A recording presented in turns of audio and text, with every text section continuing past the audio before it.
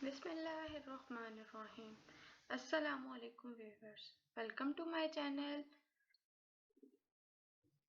उम्मीद करती हूँ आप सब खैरियत से होंगे।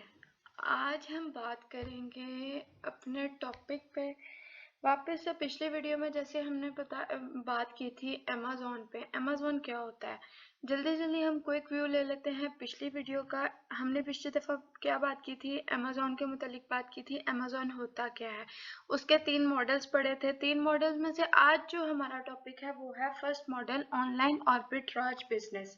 हम कैसे ऑनलाइन आर्बिट्राज बिजनेस को कर सकते हैं। उसमें सबसे पहला हमारा जो टास्क आता है वो है प्रोडक्ट हंटिंग। प्रोडक्ट हंटिंग से पहले भी हम ये चीज़ देख लेते हैं कि ऑनलाइन आर्बिट्राज होता क्या है। ओए हम किसको कहते हैं। तो what is online arbitrage. Arbitrage होता क्या है। Is a small business model, ये एक छोटा सा बिजनेस मॉडल है। Online arbitrage is a process of buying product from online retailer with the solo intention of reselling those products at a high price for a profit on any online market such as Amazon, eBay, Facebook and Marketplace।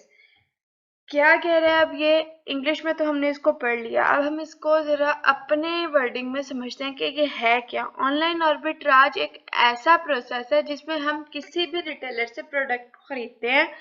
खरीदने के बाद हम उसको cell करते हैं। अब वो हम सेल कहाँ करते हैं, ऐसी जगह पे सेल करते हैं जहाँ पे हमें उससे हम लोएस्ट प्राइस पे चीज को खरीदते हैं। हम इसको आसान वर्डिंग में देखते हैं, we can buy the things in lowest price and sell on the highest price, और उसको हाई प्राइस पे सेल कर देते हैं। तो हाई प्राइस पे सेल करने के लिए हमें ऐसी मार्केट प्लेस चाहिए होती है जहाँ पे उसकी जो जो प्रोडक्ट है हमारी, उसकी प्राइस हाई हो एज कम्पेयर टू जहाँ से हम उसको बाय कर रहे हैं। सपोज हम ले लेते हैं मिसाल के अमेज़ॉन। अमेज़ॉन जो है उसके ऊपर प्रोडक्ट की प्राइस है $41। ये मैं सपोज आपको एक प्रोडक्ट की प्राइस बता रही हूँ, ये सपोज है, एज्यूम की हुई है $41 की वहां पे है। हम लोग उसकी सोर्सिंग करते हैं या उस प्रोडक्ट को ढूंढते हैं। जब हम सोर्सिंग के टॉपिक पे जाएंगे तो मैं आपको जरूर दिखाऊंगी कि सोर्सिंग हम कैसे करते हैं। तो जब हम सोर्सिंग करते हैं तो सोर्सिंग के टाइम पे हमारे पास क्या होता है, हम ऐसी जगह से ढूंढते हैं। अमेज़न पे अगर $41 की प्रोडक्ट है तो हम ढूंढते हैं कि हमारी प्राइस लोएस्ट में जाए, $20 में वो प्रोडक्ट आ जाए, या $10 में हमें वो कहीं से मिल रही है तो हमारे पास वो प्रोडक्ट आ जाए, ताकि हमारा जो सारा अमेज़न का अमेज़न ने जो हमारे से लेने हैं फीसेस वगैरह वो सब कुछ निकाल के, हमारे टैक्सेस निकाल के हमारे पास थोड़ा सा प्रॉफिट की मार्जिन जो है वो भी बच जाए। तो इसको हम क्या कहते हैं, ऐसे बिजनेस को हम क्या कहते हैं, ऑनलाइन आर्बिट्राज कहते हैं। कि जिसमें हम क्या करते हैं, रिटेलर से चीज को खरीदते हैं और उससे खरीद के उसको हाईएस्ट प्राइस पे सेल कर देते हैं ताकि उसमें हमें भी प्रॉफिट मिल सके। तो इसमें जो प्रॉफिट रेशियो होती है ना वो कम होती है, क्योंकि हम इसको होलसेलर से नहीं ले रहे, हम रिटेलर से ले रहे हैं। तो इसलिए हमारे पास अब सोचने वाली बात यह, रिटेलर क्या होता है। रिटेलर मैंने आपको पिछली वीडियो में भी बताया था कि रिटेलर जो है वो एक ऐसा पर्सन है जो होलसेल का काम नहीं कर रहा बल्कि होलसेल से प्रोडक्ट ला रहा है और उसमें प्रॉफिट मार्जिन रख के वो खुद सेल कर रहा है। फिर हम आगे उसके प्रॉफिट मार्जिन में से हम उससे प्रोडक्ट को ले रहे हैं, उस वो अपना भी प्रॉफिट मार्जिन रख रहा है और फिर उस प्रोडक्ट पे हमने भी अपना प्रॉफिट मार्जिन रखना है। तो दो जगह का प्रॉफिट मार्जिन होने की वजह से हमारे पास क्या है, प्रॉफिट मार्जिन की रेशो कम होती है। Can we start this business with minimum investment. क्या हम अब सवाल ये आता है, सबसे पहले जब बिजनेस की बात आती है तो मैंने आपको बताया था हमारे दिमाग में यही बात आती है, इन्वेस्टमेंट कितनी हो। तो इन्वेस्टमेंट जो है ना वो हमारे पास इतनी हो कि हम अब हमारे पास इन्वेस्टमेंट है ही नहीं, सपोज कर लेते हैं।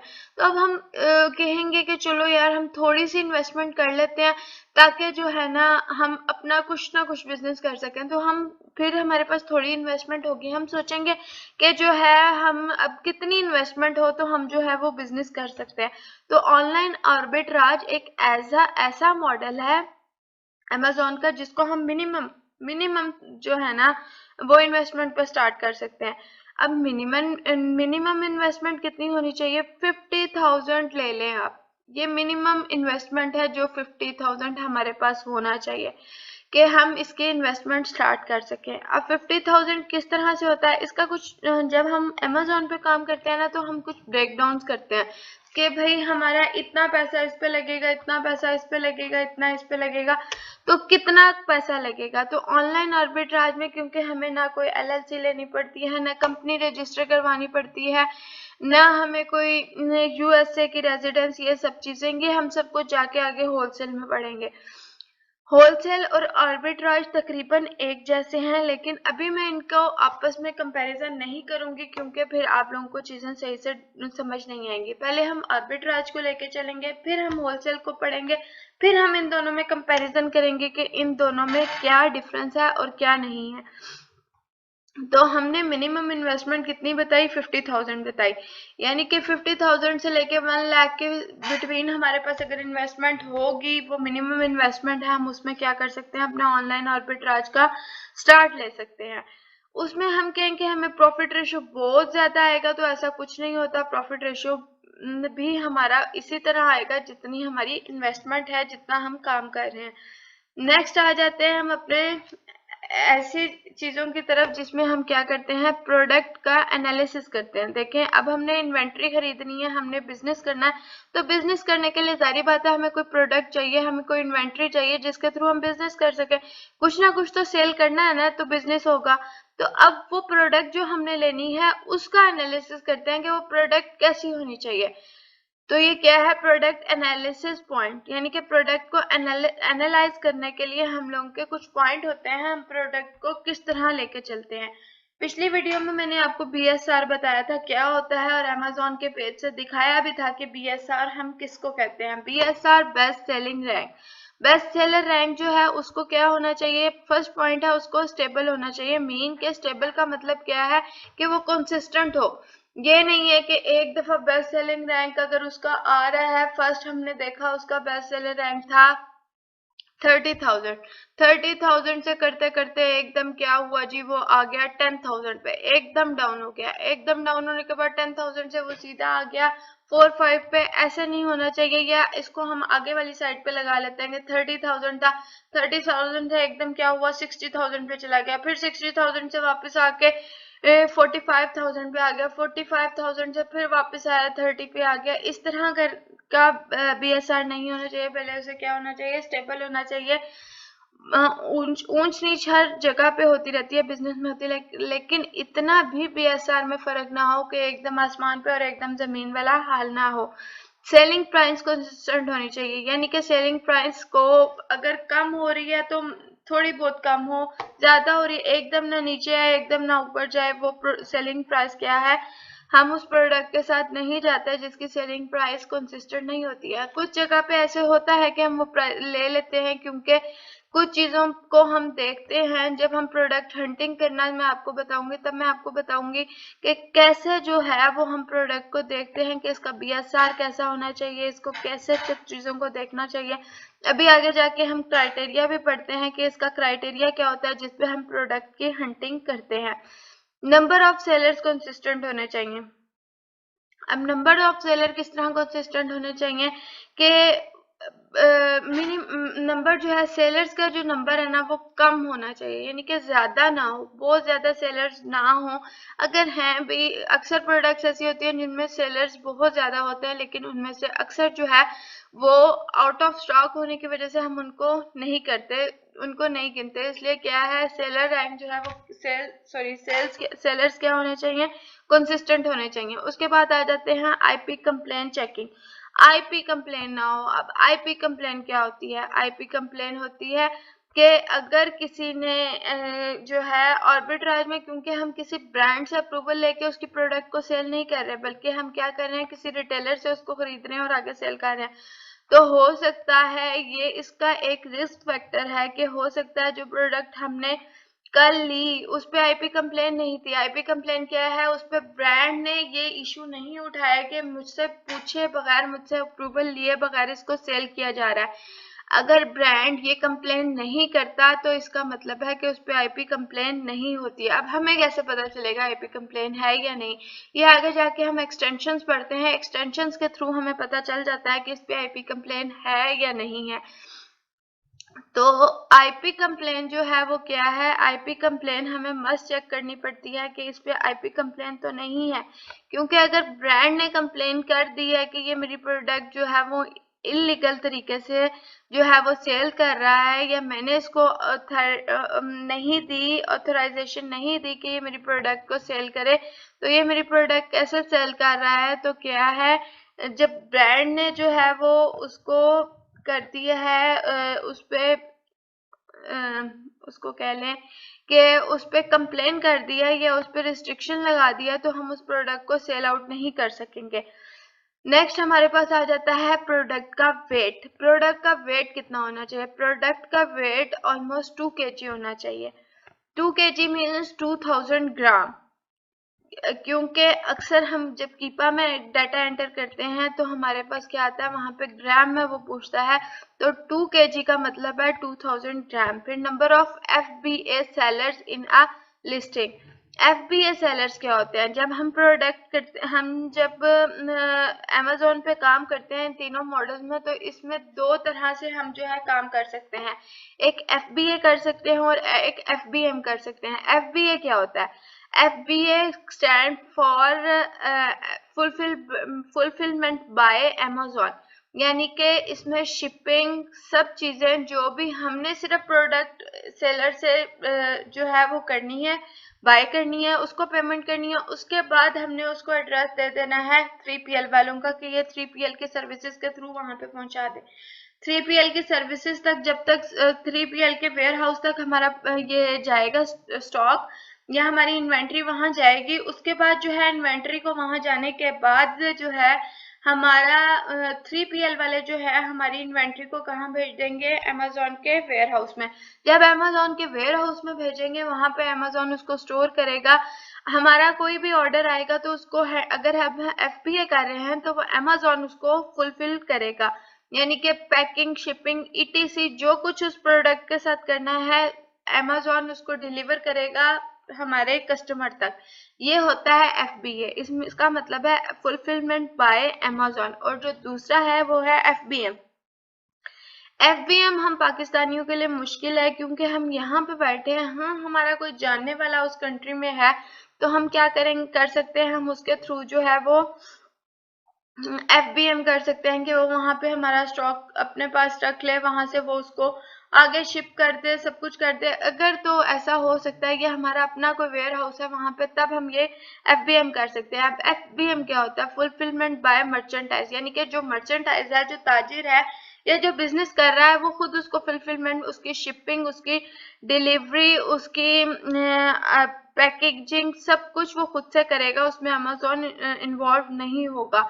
इन दोनों में बेनिफिट क्या है? FBA जो है वो इजीली हम कर सकते हैं यहाँ पाकिस्तान से बैठ के, तो वो सब कुछ अमेजोन को करना पड़ता है, हमें टेंशन नहीं लेनी पड़ती। लेकिन अमेजोन अपनी फीसेस चार्ज करता है, जिसकी वजह से क्या है, जो हमारा प्रॉफिट मार्जिन है वो कम हो जाता है। लेकिन अगर हम FBM करते हैं तो हमारा प्रॉफिट मार्जिन ज्यादा होता है, क्योंकि उसमें हमें अमेजोन की फीसेस वगैरह नहीं देनी पड़ती।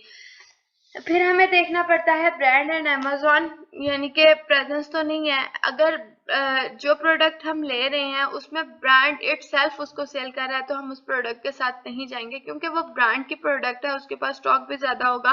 जाहिर बात है, वो ब्रांड है, उसके पास अपनी ही प्रोडक्ट होगी, उसके पास उसका स्टॉक तो ज्यादा होगा, तो वो स्टॉक भी ज्यादा होगा, तो इस तरह से हमें बाय बॉक्स मिलने के चांसेस बहुत कम होते हैं। तो इसलिए हम ऐसे प्रोडक्ट के साथ नहीं जाते जिसके साथ क्या होता है, न ब्रांड इटसेल्फ उस चीज को सेल कर रहा होता है, या फिर अमेजोन जो है वो उस प्रोडक्ट को सेल आउट कर रहा होता है, तो हम उस प्रोडक्ट के साथ नहीं जाते, क्योंकि जो अमेजोन है वो एक बहुत बड़ी कंपनी है, तो हम एक इतने बड़े रिटेलर के साथ हम compete नहीं कर सकते। हम न्यू बीज हैं, हम न्यू एज है, हम वहां पे जाके क्या कर सकते हैं, हम वहां जाके उसको compete नहीं कर सकते। तो जिस चीज को हम compete नहीं कर सकते, हम उसके साथ जो है उसको छेड़ेंगे भी नहीं कि यहाँ पे अमेजोन काम कर रहा है तो भाई हम भी यहाँ पे आके जो है काम कर ले, नहीं, हम वहां पे काम नहीं कर सकते। अमेजोन जो है वो हमारे तक जो है अपना बाय बॉक्स नहीं आने देगा। जब तक बाय बॉक्स हमारे पास नहीं आएगा तब तक हमारी सेल नहीं होगी, और जब सेल नहीं होगी तो हमारी इन्वेंट्री ऐसे ही पड़ी रह जाएगी, और हमें सारी बात है, फिर प्रॉफिट तो क्या, हमारा जो लगाया हुआ पैसा है वो भी वापस नहीं आएगा। Profit calculation, this is the most important thing. जब हम अपनी प्रोडक्ट को ये सब चीजें देखने के बाद देख लेते हैं ये सब चीजें, तो हम उसके बाद लास्ट पे क्या करते हैं, सोर्सिंग करते हैं। अब सोर्सिंग करने के लिए हमने ऐसी प्रोडक्ट देखनी है कि जो हमारी प्रोडक्ट में मैक्सिमम प्रॉफिट लाए। मैक्सिमम प्रॉफिट अगर हमारे पास आ रहा है ना, तो हमें टेंशन नहीं होती। हम उसको देखते हैं कि यार मैक्सिमम प्रॉफिट है, ठीक है। अगर हमारे टैक्सेस लग रहे हैं, सब कुछ हो रहा है, हम सब कुछ उसमें से निकाल के हम अपनी इन्वेंट्री के पैसे भी पूरे कर लेते हैं, तो हमें टेंशन नहीं होती। प्रॉफिट निकालना सबसे बड़ा काम है। प्रॉफिट कैलकुलेशन बहुत इंपॉर्टेंट चीज है, इसको हम आगे जाके सीखेंगे भी कैसे, हम किस टूल पे हम इसकी कैलकुलेशन करते हैं और किस तरह से करते हैं। Monthly sales value, next, this is the most important point. ये भी बहुत इंपॉर्टेंट पॉइंट है कि मंथली सेल कितनी है, इस प्रोडक्ट की मंथली सेल कितनी है। जब हम प्रोडक्ट को देखेंगे तो हमें अब कैसे पता चलेगा इसकी मंथली सेल कैसी है। जब हम आगे जाके ये सारा प्रैक्टिकल करेंगे तो मैं आपको जरूर आपको दिखाऊंगी कि हम मंथली सेल को कैसे कैलकुलेट करते हैं। उसके बाद आ जाता है लाइव डेमो। लाइव डेमो यानी कि इसको हम सारा कुछ अभी प्रैक्टिकल करके देखते हैं। मैं अभी कीपा पे आपको ये सब चीजें दिखाऊंगी लास्ट पे, तो आपको ईच एंड एवरीथिंग जो है वो इससे बेटर तरीके से समझ आ जाएगी। नेक्स्ट चलते हैं हम अपने ऑनलाइन आर्बिट्राज प्रोडक्ट का क्राइटेरिया क्या होता है। अब जब हम प्रोडक्ट्स को सेल करते हैं ना, तो हमारे पास दो मार्केट्स होती हैं, एक यूएसए है और एक यूके है।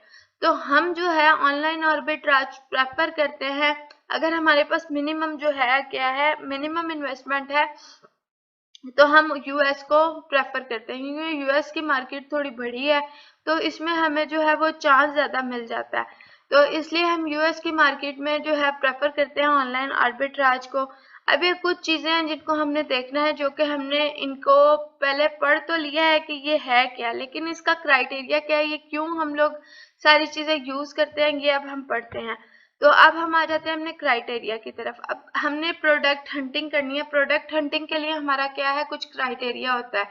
जब कुछ क्राइटेरिया होता है तो हम उसमें क्या कर लेते हैं, क्राइटेरिया के हिसाब से हम चीजों को देखना स्टार्ट करते हैं। तो क्राइटेरिया हमारा क्या, हमारा बीएसआर जो है ना, वो 1 to 60,000 है, यानी कि बेस्ट सेलर रैंक जो है वो 1 to 60,000 के बिटवीन होना चाहिए। इससे अबव अगर हमारे पास आ जाता है हमारा क्राइटेरिया बीएसआर, तो हम उसको एक्सेप्टेबल नहीं होगा हमारे लिए। हम कहेंगे कि नहीं, ये प्रोडक्ट, इसकी सेल्स ही अच्छी नहीं होंगी, तो हम कैसे इसको जो है प्रोडक्ट को अपने अकाउंट पे लाइव कर सकते हैं। फिर हमारे पास आ जाते हैं reviews. Reviews must be above 100 से अबव रिव्यूज होने चाहिए। अगर 0, 7, 8, 9 इस तरह से भी रिव्यूज हैं तो हाँ, वो हम उस प्रोडक्ट के साथ जाएंगे जरूर, लेकिन वो हम ये देखेंगे कि इस पे न्यू सेलर पे हमें कितना जो है वो बाय बॉक्स मिल रहा है, फिर उस हिसाब से हम देखेंगे। रेटिंग मस्ट बी 4.5 to 5, यानी कि 4.2 टू 5, यानी कि 4.2 से लेके 5 के बिटवीन में रेटिंग होनी चाहिए। अगर 4 भी रेटिंग होगी तो हमारे लिए एक्सेप्टेबल नहीं होगी। Amazon उस चीज को सेल ना कर रहा हो, ये जो है ये बहुत मोस्ट इम्पोर्टेंट पॉइंट है। Amazon नॉट सेलिंग और आउट ऑफ स्टॉक। Amazon को आउट ऑफ स्टॉक होना चाहिए लाजमी प्रोडक्ट के लिए। हाँ, कुछ प्रोडक्ट ऐसी हैं जिनमें हम जो है देखते हैं कि यार इसका सब कुछ ठीक है, बीएसआर भी बहुत अच्छा है, इसका बाय बॉक्स भी बहुत अच्छा है। Amazon जो है वो 99% आउट ऑफ स्टॉक है, सिर्फ 1% है, तो हम उस प्रोडक्ट के साथ चले जाएंगे क्योंकि उसका बाय बॉक्स अच्छा है, या दूसरी तीसरी जो भी चीजें हैं हम वो देखने के बाद अगर 99, 98% या वीक में मंथ में एक वीक के लिए अमेजोन आ रहा है तो वो कोई इशू नहीं है, उसके साथ हम चाहेंगे। नेक्स्ट आ जाता है न्यू ऑफर्स। अब न्यू ऑफर्स काउंट यानी कि number of sellers, FBA sellers. FBA sellers कितने होने चाहिए, 4 से लेकर 30 तक जो है ना न्यू मेंबर जरूर होने चाहिए। 4 जो न्यू है ना, मतलब न्यू सेलर्स, न्यू ऑफर जरूर आए हो वहां पे, न्यू सेलर्स ने वो प्रोडक्ट सेल करनी शुरू की हो, ताकि हमें पता चले उन्हें कितना बाय बॉक्स मिल रहा है, फिर हम उस प्रोडक्ट के साथ जाएंगे। एफबीए सेलर कितने होने चाहिए, एटलीस्ट 2 एफबीए सेलर्स लाजमी होने चाहिए। अगर FBA सेलर्स जो हैं वो 2 से कम होंगे तो हम उस प्रोडक्ट के साथ नहीं जाएंगे, हमें एटलीस्ट 2, मिनिमम 2, मैक्सिमम जितने मर्जी हो हम उसके साथ चले जाएंगे, लेकिन मिनिमम 2 होने लाजमी है। फिर आ जाता है पैकेज वेट, वो मैंने आपको पहले बता दिया। ये आइटम वेट जो है वो हमारे पास 2 kg होना चाहिए, यानी कि 2000 ग्राम।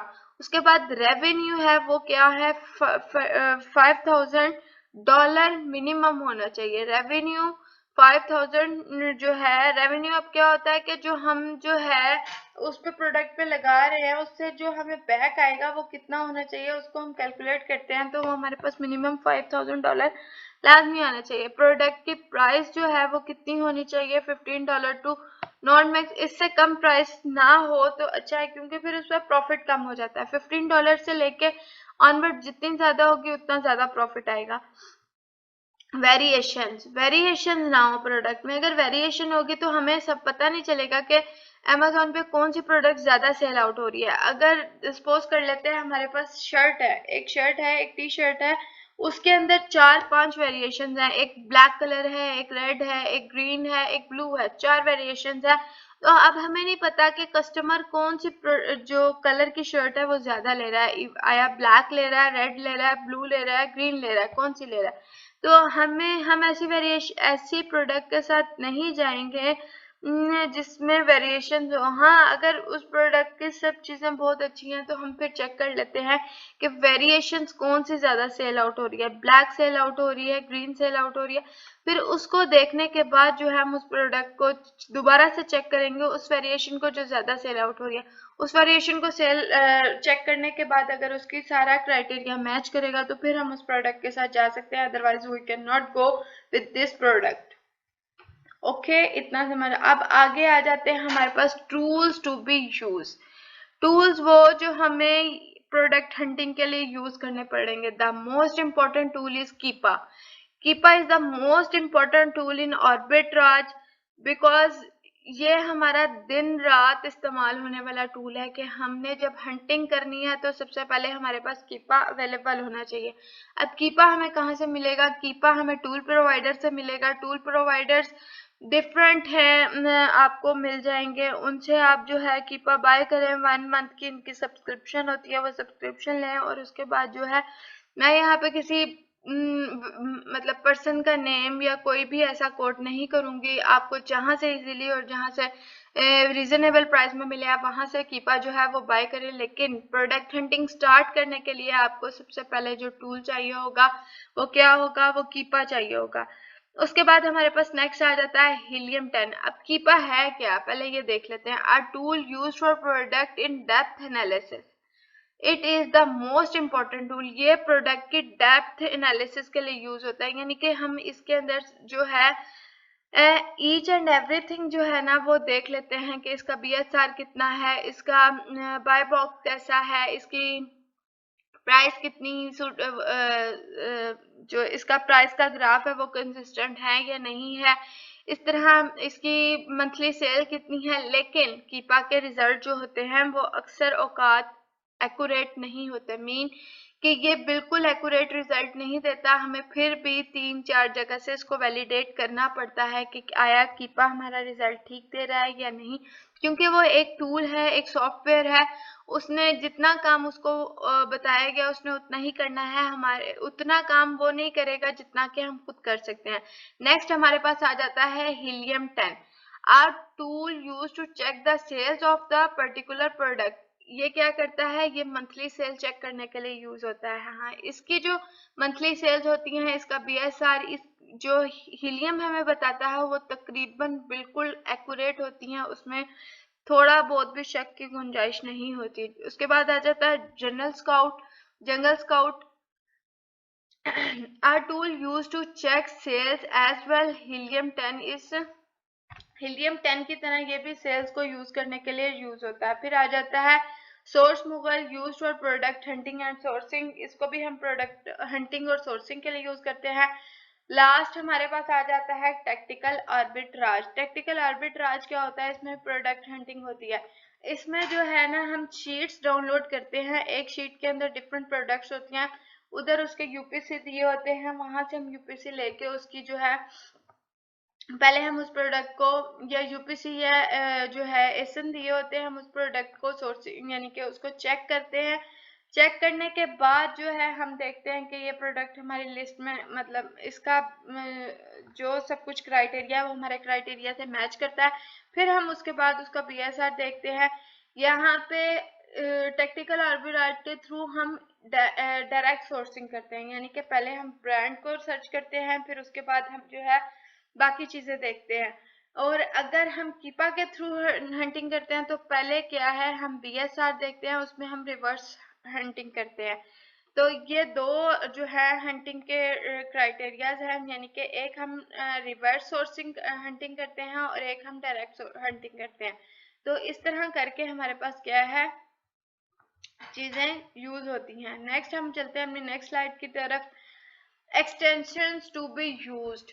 एक्सटेंशन, अब कुछ एक्सटेंशंस यूज होती हैं हमारे जो है जब हम ये काम कर रहे होते हैं तो हमारे साथ क्या है, कुछ एक्सटेंशंस यूज करते हैं जिनके थ्रू हमारा काम जो है वो आसान हो जाता है। अब एक्सटेंशंस होती क्या है, ये एक सॉफ्टवेयर ही कह लें कि ये हमारे पास डाउनलोड नहीं करना पड़ता, हमें सिर्फ ये गूगल के साथ हम इसको ना अटैच कर लेते हैं। गूगल एक्सटेंशंस होती हैं जिनको हम जाके ऐड टू क्रोम करते हैं या ऐड टू गूगल करते हैं, तो हमारे साथ क्या होता है, ये एक्सटेंशंस काम करने लग जाती है। हमारी फर्स्ट जो है वो है, ये बहुत सारी हैं लेकिन ये थोड़ी सी मैंने इसमें लिखी है, बाकी भी अगर आप चाहेंगे तो वो आपको मिल जाएंगी या मैं नीचे कोट कर दूंगी। बाकी सब भी या आप मैसेज करके नीचे कमेंट करके पूछ सकते हैं, बाकी एक्सटेंशंस के बारे में भी तो मैं आपको रिप्लाई कर दूंगी। हाँ, फर्स्ट हमारे पास आ जाती है स्कैन अनलिमिटेड एक्सटेंशन। इसको क्या करते हैं हम, आईपी कंप्लेंट चेक करने के लिए, मैंने आपको स्टार्टिंग में बताया था आईपी कंप्लेंट क्या होती है, उसको चेक करने के लिए ये हमारे लिए मोस्ट इम्पोर्टेंट है। इसके बगैर जो है हम अपना जो हंटिंग का काम है वो हम बेहतर तरीके से नहीं कर सकते। नेक्स्ट हमारे पास आ जाती है seller add on. Online seller add on, ये जो है ये क्या यूज होता है, ये use to check stock level of the other seller selling same product. अगर हम एक प्रोडक्ट को चेक कर रहे हैं तो हम इसके थ्रू ये चेक कर सकते हैं कि दूसरे सेलर्स के पास क्या रेटिंग है, कितना स्टॉक पड़ा है, कौन कौन एफबीए कर रहा है आया। ये चीजें हमें कीपा भी बता देता है, लेकिन कीपा का थोड़ा सा रिजल्ट अक्सर औकात जो है उसमें कुछ ना कुछ कमी या पेशी रह जाती है, जिसकी वजह से हम ये एक्सटेंशन यूज कर लेते हैं ताकि हमें कोई शक ना रहे इस बात में। फिर हमारे पास आ जाता है प्राइस ब्लिंक।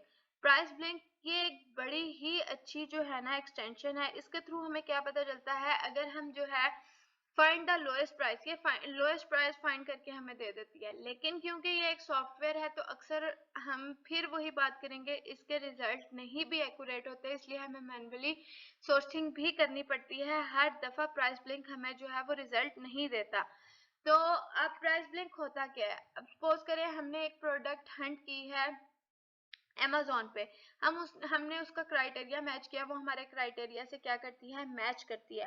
तो अब हम क्या करेंगे, उस को मैच करने के बाद ऊपर हमारे पास जो है वो प्राइस ब्लिंक का येलो कलर की लाइन जो है वो शो हो जाएगी। जब येलो कलर की लाइन शो होगी वहां पे लिखा होगा कि लोएस्ट प्राइस इतनी है। अगर 20 है Amazon पे तो वहां पे लोएस्ट प्राइस आ जाएगी 9 या 8 प्राइस जो है वो लोएस्ट प्राइस आ रही है। ये एक वेबसाइट है जिसपे ये प्रोडक्ट इतनी प्राइस में पड़ी है, तो आप वहां से क्लिक करोगे और वहां से क्लिक करने के बाद उस जो है वेबसाइट पे या उस रिटेलर की मार्केट पे चले जाओगे जहां पे वो प्रोडक्ट 9 या $8 में सेल हो रही है। वहां से चेक करने के बाद आप वापस आओगे, अगर आपकी सब कुछ ईच एंड एवरीथिंग मैच होती है तो इस तरह से आपका टाइम सेव हो जाता है। फिर हमारे पास नेक्स्ट आती है सेलर असिस्टेंट ऐप। ये क्या करता है, ये भी एक एक्सटेंशन है। इसमें क्या है, Amazon seller that combine FBA calculator, IP alert, stock cracker और quick view in one tool. ये एक क्विक व्यू देता है, एक टूल के अंदर हमें ईच एंड एवरीथिंग, जैसे कि एफबीए कैलकुलेटर भी है इसके अंदर आईपी अलर्ट भी है, ये आईपी अलर्ट भी कर देता है, स्कैन अनलिमिटेड वाली भी इसमें खुसूसियत आ गई, FBA रेवेन्यू कैलकुलेटर वाली भी आ गई, उसके बाद स्टॉक ट्रैकर का भी बता देता है। उसके बाद आ सकता है हमारे पास आता है Amazon assistant. Amazon assistant provide real time notification of shipment and delivery. ये हमें फौरन बता देता है कि आपकी रियल टाइम डिलीवरी कितनी देर में होगी और जो है शिपमेंट किस टाइम होगी। उसके बाद आ जाता है ग्रैबले। ग्रैबले प्रोडक्ट रिसर्चर टूल है, इसमें भी हम प्रोडक्ट को रिसर्च करते हैं। ये एक प्रोडक्ट रिसर्चर टूल है। ये कुछ एक्सटेंशंस थी जो मैंने आपको बताई, इसके अलावा बहुत सी एक्सटेंशंस हम और भी यूज करते हैं, जिनमें से एक ब्राउजिक है, जिसको हम जब सोर्सिंग करते हैं तो यूएसए की प्लेस पे हम ब्राउजिक को यूएसए पे जो है वो कर लेते हैं कि हम यूएसए में काम कर रहे हैं। उसको हम एक वीपीएन के तौर पे यूज करते हैं। वीपीएन को जब हम यूज कर रहे होते हैं तो उस टाइम क्या होता है न, हम जो है वो यूएसए की हमें वो सारा रिजल्ट दिखाएगा, ना कि पाकिस्तान की रिटेलर्स का, क्योंकि हमने यूएसए में जो है अपना अकाउंट ओपन करना है, यूएसए में सब कुछ करना है, तो हम जो है सोर्सिंग भी करेंगे तो वो यूएसए के ही रिटेलर से करेंगे, इसलिए हमें ब्राउजिक की जरूरत पड़ती है। और भी इस तरह की बहुत सी एक्सटेंशन है। एक्सटेंशंस पे अगर आप लोगों को वीडियो चाहिए होगी, आपको एक्सटेंशंस के बारे में जानना होगा, तो हम इस पर एक अलग वीडियो बना लेंगे। उसके लिए आप मुझे वीडियो के नीचे कमेंट कर दें कि आपको चाहिए, तो ज़रूर जितने ज़्यादा इसके बारे में कमेंट्स आएंगे उतने जो है हम क्या करेंगे, जल्दी इसके बारे में वीडियो बनाएंगे। तो उसके बाद हम चलते हैं अपने नेक्स्ट स्लाइड, और वो है हमारे पास थैंक यू फॉर वॉचिंग। तो इस तरह आज का हमारा टॉपिक ख़त्म होता है। आज हमारा टॉपिक था प्रोडक्ट हंटिंग के बारे में।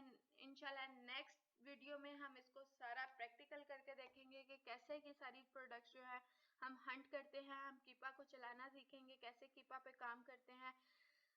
Thank you for watching my video. अगर आपको वीडियो अच्छी लगी हो तो लाइक कर दें, चैनल को सब्सक्राइब कर दें, बेल आइकॉन को ऑन कर लें, ताकि नेक्स्ट वीडियो के अपलोड होने तक आपको जो है वो नेक्स्ट वीडियो जैसे ही अपलोड हो आपको उसका नोटिफिकेशन मिल जाए। तो आज